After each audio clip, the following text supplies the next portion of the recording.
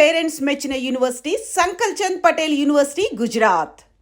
మాధురి గారు, మీరు ఇద్దరు కలిసి ఉండడం స్టార్ట్ చేశాక మీలో ఉన్న మార్పులు ఏం చూసారు మీరు మీ జర్నీ? అంటే ఏ ఒంటరితనంతో నేను బాధపడ్డాను, ఏ ప్రేమ తక్కువై నేను సఫర్ అయ్యాను. మీకు కూడా ప్రేమ తక్కువైంది ఇంట్లో?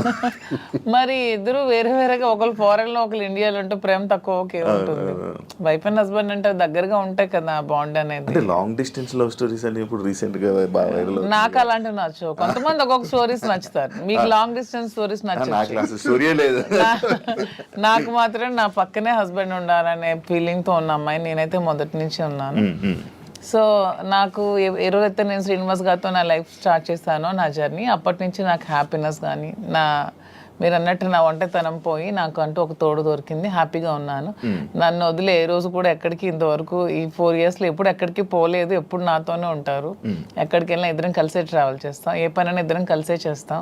ఈవెన్ ఎలక్షన్ క్యాంపెయిన్ కానీ ఎక్కడికి వెళ్ళాలని అన్ని ఇద్దరం కలిసే చేస్తాం. నాకు చాలా హ్యాపీగా ఉంది. నేను కోరుకున్న జీవితం నాకు దొరికినట్టు అనిపిస్తుంది. మీ ఇద్దరి మధ్యన హ్యాపీగా ఉండొచ్చు, కానీ సొసైటీ కానీ లేకపోతే మీరు మిమ్మల్ని నమ్మి ఓట్లు వేయడానికి కానీ, లేకపోతే ఎవరైతే జనాలు ఉన్నారో వాళ్ళ మాటలను మీరు పట్టించుకుంటారా? సొసైటీకి మా వల్ల వచ్చిన ఇబ్బంది ఏంటి నాకు అర్థం కాదు. అంటే మీరు ఏం చూపిద్దామని అనుకుంటున్నారు? ఏం చూపిద్దాం? ఒక హస్బెండ్ తో డిఫరెంట్ ఒక అమ్మాయి, ఒక వైఫ్ తో డిఫరెంట్ అబ్బాయి కలిసి ఇంకొక పెళ్లి చేసుకుంటున్నాం. దానికి ఇంకేం చూపించాలనుకుంటున్నారు ఎవరైనా? దీంట్లో ఏం చూపిద్దాం అని మీరు అనుకుంటున్నారు?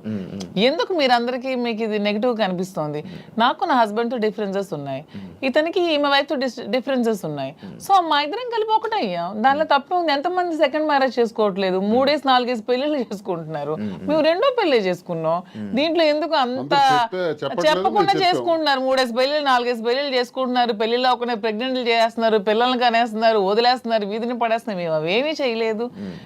మాకు డిఫరెన్సెస్ ఉన్నాయి, వీళ్ళకి డిఫరెన్స్ ఉన్నాయి. మా పబ్లిక్ చెప్పాం, మా ప్రజలకు చెప్పాం, మా ప్రజలకు చెప్పే మేము మొన్న ఎలక్షన్ చేసాం. ఎలక్షన్లో నేనే దగ్గరుండి చేశాను. వాళ్ళకి అన్ని నా గురించి తెలుసు. మా ఇద్దరిని దగ్గరుండి చేసాం. మా పిల్లల్ని చూసుకున్నాం. వీళ్ళ పిల్లలు పెళ్లి చేస్తారు, వీళ్ళ పిల్లలు సెటిల్మెంట్లు చదివించుకున్నాం. మేము గాలికి వదిలేదు కుటుంబాలకి. వీళ్ళ కుటుంబానికి ఆస్తి మొత్తం ఇచ్చేస్తున్నాడు, రోడ్డు మీదకి వచ్చారు. నేను నా తల్లిదండ్రుల ఆస్తితో నేను ఉన్నాను. నేను హస్బెండ్ నుంచి ఇంతవరకు నేను 1 రూపాయి కూడా నేను తీసుకోలేదు ఇంతవరకు. నేను నా పిల్లలకి కానీ నాకు కానీ, నా పేరెంట్ నాకు ఏమైతే నాకు ఆస్తి నాకు వచ్చిందో ఆ యాన్సిస్ట్రల్ ప్రాపర్టీస్ మాత్రమే నేను నాకుతో పెట్టుకున్నాను. మీ ఎవరికి మేము ఏం బాధ పట్టుకున్నా, ఎవరికి ఎందుకు మేమేం దీనివల్ల ఎవరై సఫర్ అయ్యేది ఏముంది? తిరిగి పైగా మా కార్యకర్తలు, మా ప్రజలు మీరు వచ్చి మైక్ పెట్టండి, చాలా చాలా హ్యాపీగా ఉన్నారు. ఎందుకంటే శ్రీనివాస్ గారి ఇంటికి వెళ్ళినప్పుడు ఏదైతే వాళ్ళకి లోటు ఉండేదో, అంటే వాణి సరిగ్గా చూసుకునేది కాదు, ఈవెన్ మంచినీళ్ళు కూడా ఇచ్చేది కాదు. హస్బెండ్కే చూడదు ఆమె, ప్రజలకి ఏం చూస్తుంది? ఇప్పుడు అదేమీ లేదు. నేను ప్రతి ఒక్క కార్యకర్తకి బాగా చూసుకుంటానని వాళ్ళకి నమ్మకం కలిగి నా దగ్గర రావడం స్టార్ట్ చేశారు. నాతో ట్రావెల్ చేస్తున్నారు, నన్ను అభిమానిస్తున్నారు, ఆదరిస్తున్నారు, నన్ను అమ్మలాగా చూసుకుంటున్నారు అందరూ కూడా. ఇప్పుడు 22లో ఈ గొడవ స్టార్ట్ అయింది. 24లో నేను ఎమ్మెల్యే పోటీ చేశాను. నా మీద పోటీ చేసి గెలిచినటువంటి అచ్చెన్నాయుడు రాష్ట్ర తెలుగుదేశం పార్టీ అధ్యక్షుడు ఎన్నికల ముందు ఏం చెప్పాడు? రాష్ట్రంలో హైయెస్ట్ మెజారిటీ నాదే, అబౌట్ 70,000 ఓట్స్ అన్నాడు. నిజానికి కూటమి ప్రభుత్వంలో ఎవడు నామినేషన్ వేసినా 40,000, 50,000, 60,000తో గెలిచారు. మా జిల్లాలోనే 4 ఎమ్మెల్యేలు కొత్తోళ్ళు, మొక్కం తెలియనోళ్ళు కూడా, ధర్మాన ప్రసాద్ లాంటి వ్యక్తి మీద కూడా 3 రోజుల ముందు వచ్చి నామినేషన్ వేసి 54,000 మెజార్టీతో గెలిచాడు. మరి అచ్చెన్నాయుడు ఎంతో గెలవాలి? కనీసం 70తో గెలవాలి కదా. 30, నా 73,000 ఓట్లు. ఇవన్నీ తెలిసి ప్రజలు నాకెందుకు ఇంకా నైతికంగా బలంగానే ఉంచారు. నైతికంగా అచ్చెన్నాయుడు ఓడిపోయినట్టే. కిందోళ్ళందరికి ఒక్క 15 రోజుల ముందు వచ్చిన వాళ్ళందరికి కూడా 40,000, 50,000 మెజారిటీలు వచ్చి, నీకేం 30,000? అంటే ప్రజలే 1,000 వ్యతిరేకించుంటే అచ్చెన్నాయుడికి 70,000 రావాలి కదా. ఇంత వేవ్ లో కూడా అచ్చెన్నాయుడు అతి తక్కువ ఓట్ల తేడాతో గెలిచాడు కదా. సో నేను గతసారి ఎంపీకి పోయినా 3,100 తేడా నాది. వాళ్ళకి మాకు ఎప్పుడు వెరీ లెస్ మార్జిన్, 3,000, 3,500. సో వీడు ఇలాంటోడు సంఘ వ్యతిరేకమైన పని చేసాడు, కొట్టండి అనుకుంటే నాకు 20-30,000 ఓట్లకి తగ్గి కుదించేసి ఆయనకు 1,00,000 మెజారిటీ ఇవ్వచ్చు. జరగల ఇంత వేవ్ లో కూడా. అదే మాకు ప్రజలు. అయినా పర్సనల్ లైఫ్ ని ప్రైవేట్ లైఫ్ కి ఏంటి సంబంధం అండి? ఇది మా ఫ్యామిలీస్ మధ్యలో ఉన్న డిస్టర్బెన్సెస్ తో మేము ఒకటే. పర్సనల్ లైఫ్ ప్రైవేట్ రహస్యంగా ఉంటూ అబద్ధాలు ఎవడైతే ఆడతాడో వాడు దొంగ. పర్సనల్ లైఫ్ ను ఓపెన్ గా తెరచిన పుస్తకంలో జనం ముందు చెప్పేస్తే దొంగలు ఎలా అవుతాం మేము? వాస్తవం చెప్పిన వాళ్ళు అవుతాం. ప్రజలే గుర్తించారు, ప్రజలే గౌరవిస్తున్నారు. ఈ రోజు మాకున్న గౌరవం పెరిగింది సమాజంలో. ప్రతి ఒక్కళ్ళు ఎక్కడ చూసినా సార్ ఒక సెల్ఫీ అంటారు. కార్లను ఓవర్టేక్ చేసుకుని స్పీడ్ గా వచ్చి ఫోటో కావాలని అడుగుతున్నారు. డాక్టర్స్, ఇంజనీర్లు, పెద్ద పెద్ద ఎంప్లాయీస్, ఉన్నత స్థాయి వాళ్ళు, పోలీస్ ఆఫీసర్స్, పెద్ద పెద్దోళ్ళు కూడా. ఒక పెద్ద ఆఫీసర్ అయితే మొన్న చేయి తీసుకొని గుండె మీదలో పెట్టుకొని పెద్దగా ఊపిరి తీసాడు. ఏం సార్ ఏంటి అంత ఎమోషన్ అవుతున్నారు ఏంటంటే, మీరంటే నాకు ఇష్టం సార్. ఆయన ఏం అర్థం చేసుకున్నారు? పెద్ద ఆఫీసర్. ఇంకా చాలా మంది పేర్లు చెప్పకూడదు. వాళ్ళు ఏం అర్థం చేసుకున్నారు? ప్రతి ఒక్క జీవితంలో కూడా కథ ఉంది. ఆ కథ చాలా మంది చెప్పలేక భరిస్తున్నారు. మేము చెప్తాం. ఇప్పుడు మీరు ఇన్స్పిరేషన్ అంటారు, చాలా మందికి ఇన్స్పిరేషన్. ధైర్యంగా బతకండి. ఆవేశం ఎలా వస్తుంది? వాళ్ళ కళ్ళల్లో ఆర్ద్రత ఎలా వచ్చింది? ఆ సంతోషం ఎలా వచ్చింది? 1600 ఉన్నటువంటి యూట్యూబ్ మా ఫాలోవర్స్ ఈ రోజు లక్షలా దాటారు. 1,45,00,000 వ్యూవర్షిప్ ఎలా వచ్చింది? ఇదంతా ఎక్కడి నుంచి వచ్చింది? అభిమానంతో వస్తుంది. అభిమానమా కాంట్రవర్సీ అంటారు? కాంట్రవర్సీ ఎందుకు రావాలంత? ఫాలో అప్ ఎందుకు చేయాలి? న్యూస్ కదా, లేటెస్ట్ న్యూస్ కదా, లేటెస్ట్ రెండు ఉంటాయి, రెండు ఉంటాయి. ప్రతి ఒక్కరికి రెండు ఉంటాయండి. ఎవరికైనా సరే రెండు కోణాలు ఉంటాయి. ఏ మనిషికైనా సరే విమర్శలు ఉంటాయి, పొగడ్తలు ఉంటాయి, రెండు ఉంటాయి. అవన్నీ బ్యాలెన్స్ చేసుకొని వెళ్తేనే జీవితం. రావణుడిని మెచ్చింది ప్రజలే, రాముడిని మెచ్చింది ప్రజలే. రెండు ప్రజలే. మీకు రావణుడు ఇష్టం ఉండొచ్చు, నాకు రావణాసుడు అంటే ఇష్టం. ఎవరి లైఫ్ స్టైల్ వాళ్ళది. నాకు రావణాసుడు హీరో, నేను హీరోగా చూస్తాను. సార్కి రాముడు అంటే హీరో. అది ఎవరి ఇష్టం వాళ్ళది. ఆయన ఎలా చూస్తున్నారు? రాముడు అనుకుంటున్నారు, రావణాసుడు? నేను డిఎస్ అనుకున్నాను. డిఎస్ కి ఒక బ్రాండ్ ఉంది. దువ్వాడ శ్రీనివాస్ అంటే ఒక బ్రాండ్. ఎవరితో కంపేర్ చేయను. ఈ స్పెషల్ అంటే. సార్ మీ బిజినెస్ అన్ని వదిలేసారా? వదిలేదు, అన్ని లాగేసుకున్నారు. మేమేం బిజినెస్ లో వదిలేదు. మైన్స్ నాది 25 years నుంచి మైన్స్ కంపెనీ. ఎప్పుడు మైన్స్ ప్రపంచ స్థాయిలో కూడా ఐకాన్ బ్రౌన్ గ్రానైట్ ఓనర్ గా మంచి పేరు ప్రఖ్యాతులు సంపాదించాం. మైన్స్ లో బాగా పీక్స్ కి వెళ్ళాను.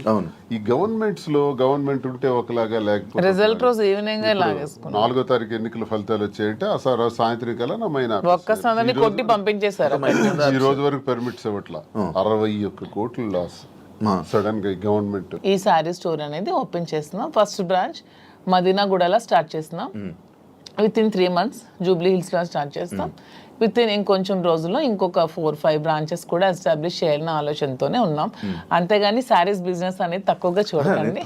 చూడడానికి కాదు, అంటే ఒక మంచి గ్రేట్ లీడర్ శ్రీకాకుళంలో, మంచి దువ్వాడ శ్రీని గారు అంటే మంచి నేమ్ ఉంది. అంత లీడర్లా ఉండేవాళ్ళు. ఆయన నోట్లో నుంచి ఎప్పుడు లైక్ జనాల దగ్గరికి వెళ్ళి అవి ఇవి వినేవాడు. కాకపోతే మైనింగ్ కంపెనీ బిజినెస్ చేసేవారు, ఒక మంచి బిజినెస్ మ్యాన్ అనుకునే వాళ్ళం. కానీ అలాంటి ఆయనతో నోట్లో నుంచి మేము ఇలా శారీ బిజినెస్ చేయబోతున్నాం ఇలా చెప్తుంటుంటే ఎలా ఉండే ఆయన్ని అలా చేశారు.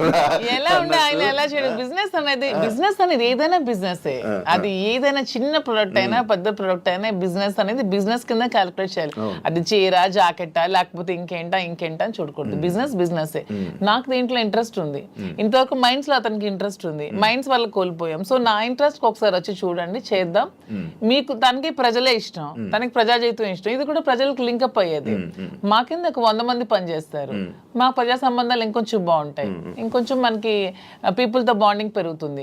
వాళ్ళు కూడా మనం తక్కువ ప్రైస్ కి ఇస్తే, ఓకే శ్రీనివాస్ గారు మౌజీ దగ్గరికి వస్తే మనకు తక్కువ ప్రైస్ కి శారీ వస్తుందని గుడ్ విల్ మనకు వస్తే చాలు, కోట్లు సంపాదించాల్సిన అవసరం లేదనే ఉద్దేశంతో శారీ స్టోర్ ఓపెన్ చేస్తాం. ఓకే, అంటే ఈ బిజినెస్ కి దువ్వాడ గారు 3-4 కోట్లు ఎంతో ఇచ్చారు. ఆయన డబ్బులు ఇచ్చి ఈ బిజినెస్ కోసం శ్రీనివాస్ గారు ఎవరేమనుకున్నా నాకు అనవసరం. శ్రీనివాస్ గారు అన్ని ఆస్తులు వానికి రాసి ఇచ్చేసి వచ్చేసారు. With empty hands he came out. అక్కడి నుంచి మా లైఫ్ ని మళ్ళీ మేము ప్రారంభించుకున్నాం. దీనికోసం మా పేరెంట్స్ ఇచ్చిన ప్రాపర్టీస్ మాత్రమే నేను సేల్ చేసి బిజినెస్ లో పెడుతున్నాను. అలానే నాది వేరు, శ్రీనివాస్ గారు వేరు అని మాకు లేదు. మీరు అడిగిన క్వశ్చన్ కి ఆన్సర్ చెప్పాం. మా ఇద్దరు తన దగ్గర ఎన్ని కోట్లున్నా నాకు ఇస్తారు. ప్రెసెంట్ లేవు, లాగేసుకున్నారు అందరూ. ఉంటే నాకు ఇస్తారు ఖచ్చితంగా. సో నా దగ్గర ఉన్న ప్రతిదీ అతనిదే. మా ఇద్దరి మధ్యలో నీది నాది అనే తేడా లేదు. అయినా మా ఇద్దరు ఇప్పుడు మొగుడు పల్లాలి. మా ఇద్దరికి నాదైనా ఒకటి, అతనిదైనా ఒకటి. ఎవరికి సంబంధం లేదు. ఎవరు డబ్బులు పెడితే మీకేంటి ప్రాబ్లం? మీ బిజినెస్ చేస్తున్నావా, మంచి ప్రొడక్ట్ అందిస్తున్నావా అనేది మీరు చూడండి. డబ్బు గురించి ఆయనకి దగ్గర అయ్యారని కూడా టాక్. అది ఫేక్ అదే చెప్తున్నాను కదా. మీరు కావాలంటే అన్ని మొత్తం డాక్యుమెంట్స్ అవన్నీ వెనక్కి వెళ్ళి తీసుకోండి. ఆస్తులన్నీ రాసిచ్చి తను చెప్తున్నా 0 బ్యాంక్ బ్యాలెన్స్ తో వచ్చారు నా దగ్గరికి. అందుకే నేను అంటున్నాను, మా బంధం మీరు ఎన్ని కామెంట్ చేసుకున్నా మాది 100% ప్యూర్ లవ్. ఎందుకంటే నేను అతని నుంచి ఏది ఆశించలేదు, ₹1 ఆశించలేదు. అతను పదవిలో లేరు, నేను పదవిని ఆశించడానికి, అతని డబ్బులు లేవు, డబ్బు ఆశించడానికి, ఏమి ఆశించుకున్నా 100% అతని మనసు, అతని వ్యక్తిత్వం, అతని హానెస్టీ, అతని హంబుల్నెస్ ఇవే చూసి నేను ఇష్టపడ్డాను. దాంతోనే ఇప్పుడు కలిసి ఉన్నాం. అతని దగ్గర ఏ ఆస్తులు లేవు, అన్ని బాణీకి ఇచ్చేసి వచ్చేసాను. ఇటీవల కాలంలో ఒక 2 కోట్ల రూపాయలు విలువైన 2.5 కోట్ల విలువైనటువంటి ఒక అసెట్ విశాఖపట్నంలో అమ్మారు దాన్ని. అలాగే శ్రీకాకుళంలో కూడా కొన్ని ల్యాండ్స్ అమ్మారు. అమ్మి ఈ డబ్బులన్నీ కూడా అక్యుములేట్ చేసి ఈ బిజినెస్ లో మా ఫాదర్ నాకు ఇచ్చిన ప్రాపర్టీస్ అన్ని నేను ఇప్పుడు అమ్మేశాను. ఎప్పటి నుంచో మా ఫాదర్ నాకు ఇచ్చే 2009 నుంచి అవి నా పేరు మీద ఉన్నవి. ఇప్పుడు బిజినెస్ కోసం నేను అమ్మేసి మరి బిజినెస్ స్టార్ట్ చేశాను. అంటే మీరు స్టార్టింగ్ అంటే ఆయనకి పరిచయం అవ్వకముందు నుంచి, రాజకీయంలోకి రాకముందు నుంచి మీరు డబ్బులు మేము ఫైనాన్షియల్ గా వెల్ సెటిల్డ్. మా ఫాదర్ వాళ్ళు వెల్ సెటిల్డ్, మా హస్బెండ్ వాళ్ళు కూడా వెల్ సెటిల్డ్. అన్ని వెల్ సెటిల్డ్ ఫ్యామిలీ ఫైనాన్షియల్ గా. మాకు ఫైనాన్షియల్ గా ప్రాబ్లమ్స్ కానీ ఏమి కూడా లేవు, ఎప్పుడు కూడా లేవు. వెల్ సెటిల్డ్ ఫ్యామిలీనే. ఇప్పుడు వీటి కోసం మేము ఆస్తులు అమ్మాల్సి వచ్చింది, లేకపోతే ఆస్తులు అమ్మాల్సిన అవసరం కూడా లేదు. ఎందుకంటే ఎలక్షన్ లో ఉన్న డబ్బులు కొంచెం ఉంటే అవి కూడా కోల్పోయాను. మా ఇద్దరు ఉండడానికి ఇల్లు కూడా కట్టుకున్నాం, దానికోసం కొంచెం డబ్బులు పట్టవలసి వచ్చింది. సో ఇప్పుడు మళ్ళీ బిజినెస్ స్టార్ట్ చేయడానికి ఈ ప్రాపర్టీస్ అమ్మాల్సి వచ్చింది. లైక్ అంటే ఈ కామెంట్స్ రావడానికి గల రీజన్స్ ఏంటంటే, మీరు అది కొన్ని వీడియోస్ మీ డ్యాన్స్ చేసి సంబంధించిన వీడియోస్ కొన్ని సోషల్ మీడియాలో వైరల్ అవ్వడం జరుగుతుంది. అది మీరేనా? అది ఇప్పటికీ చెప్తున్నాను, అది నేను కాదు. అసలు ఆ మనిషి కూడా నా అలాగ లేదు. అది ఎందుకు ఎవరికి అనిపించిందో, ఎవరికి పెట్టాలనిపించిందో కావాలనే కూటమి ప్రభుత్వం వాళ్ళే ఖచ్చితంగా దీన్ని ఈ పిల్ల సైనికులు ఉంటారు కదా, బచ్చగాళ్ళు, ఆ బచ్చగాళ్ళు ఈ కొంతమంది కలిపి ఐటీడీపీ అని ఇదొన్న పేజ్లో పెట్టి అనవసరంగా ట్రోల్ చేశారు. అలానే డాన్స్ చేసే అమ్మాయిని నేనేం కామెంట్ చేయట్లేదు. నాకు రికార్డింగ్ డాన్స్లు, నాకు స్టేజ్ల మీద డాన్స్ చేసుకోవాల్సిన అవసరం నాకైతే ఎప్పుడూ లేదు. ఎనీబడి కెన్ ప్రూవ్ చేసుకోండి. సార్ అప్పుడే చెప్పారు, ప్రూవ్ చేసుకుంటే నేను 1 crore రూపీస్ వాళ్ళకి గిఫ్ట్ ఇస్తానని మొన్న ఛానల్లో కూడా. నాకు అవసరం లేదు. అలానే నేను ఒకటే చెప్తున్నాను, ఎవరి బ్రతుకుతారు కోసం వాళ్ళు చేసుకుంటారు. ఇదే డాన్స్ స్టేజ్ మీద పబ్లిక్ గా బట్టలు ఇప్పి చేస్తున్నారు, వాళ్ళేమో హీరోయిన్లు అంటున్నారు. స్టేజ్ మీద చేస్తే స్టేజ్ రికార్డింగ్ డాన్సర్లు అంటారు, నానా రకాల పేరు పడుతున్నారు. నేను ఎవరి అమ్మాయిని కామెంట్ చేయట్లేదు. నాకైతే మీరు వెళ్ళి మా ప్లేస్ లో ఎంక్వైరీ చేసుకోండి, నేను పుట్టిన ప్లేస్ లో, మా అత్తగారి ప్లేస్ లో. ఈ విమర్శలు చేసేవాళ్ళు ఎవరైనా ఆ అమ్మాయి మాధురి అని ప్రూవ్ చేస్తే 1 crore ఇస్తాం. ఒకవేళ వాళ్ళు ప్రూవ్ చేయలేకపోతే వాళ్ళు సరెండర్ అవుతామంటే అమ్మాయి ఎవరో కూడా మేమే తెచ్చి పెడతాం. ఎందుకు అమ్మాయిని బయటికి లాగాలి, పెళ్లి చేసుకుని హ్యాపీగా ఉంది కాబట్టి. మాకు అమ్మాయి తెలుసు, అది ఏ రికార్డింగ్ డాన్స్ ట్రూప్ కూడా తెలుసు. కానీ అలాగ అమ్మాయిని మాధురి అని చూపించిన వాళ్ళకి నేను అంటున్నది 1 crore మీకు బహుమానం కింద ఇస్తాను, దయచేసి అది ప్రూవ్ చేయండి అంటున్నాను.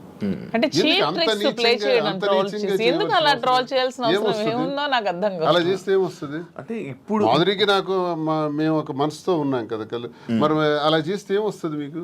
ఎవడా చేసేవాడు? రికార్డింగ్ డాన్స్ చేసే అమ్మాయిని పెళ్లి చేసుకుని, రికార్డింగ్ డాన్స్ అమ్మాయిని డోవర్స్ని పెళ్లి చేసుకుని నీకేంటి నొప్పి? పెట్టినోడికి ఏంటి నొప్పి? అలాగైతే మీరు డాన్స్ చేసి మీరే ఒప్పుకున్నట్టు. నేను కాదు కదా, నేను ఒప్పుకోవడానికి అమ్మాయి నేను కాదు. నేనైతే నిజంగా నేను ఒప్పుకుంటాను. I'm very bold and straight forward. నేను ఒప్పుకుంటాను. If it is me I will agree. నేనే అదే, నేను డాన్స్ చేసిన వీడియోస్ చాలా ఉన్నాయి, నేను పెట్టుకుంటున్నాను కదా. నేను చేసి నేనే పెట్టుకుంటాను. నేను అది కానప్పుడు నేను ఎలా ఒప్పుకుంటాను? అలానే అదే అంటున్నాను, ఒకవేళ డాన్స్ చేసిన అమ్మాయినే దువ్వార్సం చేసుకుంటే మీకేంటి పెయిన్? అమ్మాయి మాత్రం అమ్మాయి కాదా, ఆడపిల్ల కాదా? ఎందుకు అంత ట్రోల్ చేయాల్సిన అవసరం ఏముంది? అంత నెగిటివిటీ స్ప్రెడ్ చేయాల్సిన అవసరం ఏముందని అడుగుతున్నాను నేను. ఒకవేళ ఆ అమ్మాయే మాధురి అని ప్రూవ్ చేయాలనుకుంటే 1 crore బహుమతి ఇస్తాం, తీసుకురండి అంటున్నాం. ఎవరైతే వచ్చారో వాళ్ళకి. అంటే ఇప్పుడంటే ఏ జనరేషన్ వచ్చేసింది, ఫేసులు మార్పిడి ఇది ఇదే. ఆ వీడియో చూస్తే అప్పుడెప్పుడు 2003 వయసు ఎంత తెలుసు? ఏమండి నాకు ఇప్పుడు 34 years అండి. 2000 ఏజ్ ఎంత ఉంటది? ఓకే, ఆ వీడియో ఎప్పుడు చాలా ఓల్డ్. నేను 2000 ఏజ్ ఎంత ఉంటుంది చెప్పండి? 2005 లో నేను 10th. నాకు ఎంత ఏజ్ ఉంటుంది? నాకు 2010-11. అప్పుడు నేను ఎంత పిల్లని ఉంటాను? ఆ అమ్మాయి అంత డాన్స్ నాకు నేను ఎలా చేయగలను? కొంచెం నా ఫోన్ అట్లీస్ట్ నా చిన్నప్పుడు ఫోటోలు ఏవో చూపిస్తే మీకు తెలుస్తుంది. ఎప్పుడో మాదిరి చూపిస్తున్నారు కదా. అట్లీస్ట్ 2005 లో నేను 10th. పోనీ అప్పుడు నాతో చదువుకున్న వాళ్ళకి తెలుస్తుంది కదా. ఏదో మీలాంటి వాళ్ళు నమ్మాలి, ఎవరు తెలియని వాళ్ళు. తెలిసిన వాళ్ళకి ఏంటో తెలుసు. చెప్తున్నా అంటే మీరు చూస్తే ఎలా అనిపిస్తుంది? అలాగే నాకెక్కడ అనిపించట్లేదు, మా వాళ్ళకి ఎవరికి అనిపించట్లేదు. మీకు ఎలా అనిపిస్తుందేమో మరి, మాకైతే తెలియదు. మా అందరికీ తెలుసు, ఎవరు మా జిల్లా అందరికీ తెలుసు అది నేను కాదని. ఇంక మిగతా వాళ్ళు నమ్మితే నమ్మొచ్చేమో కానీ ప్రతి ఒక్కరికి తెలుసు. ఇంక నమ్మినా నమ్మకపోయినా పర్వాలేదు, నేను అనుకున్నా కూడా ఐ డోంట్ కేర్ అంటున్నాను. పోనీ అమ్మాయి డాన్స్ బాగా చేస్తుంది అనుకుంటే అనుకోండి, దానిలో ఐ డోంట్ కేర్.